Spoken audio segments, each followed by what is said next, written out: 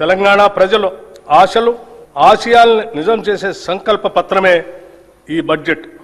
రాష్ట్ర సమగ్రాభివృద్ధికి అద్దం పట్టేలా దీన్ని రూపొందించాం. రాజ్యాంగ విలువలకు కట్టుబడి పారదర్శకతో పాలన సాగిస్తున్నాం.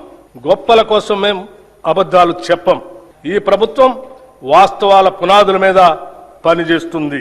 2026-27 బడ్జెట్ అంచనాలు 2026-27 ఆర్థిక సంవత్సరానికి మొత్తం వ్యయం 3,24,234 కోట్ల రెవెన్యూ వ్యయం రూపాయలు 2,34,406 కోట్లు, మూలధన వ్యయం 47,267 కోట్లుగా ప్రతిపాదిస్తున్నాను.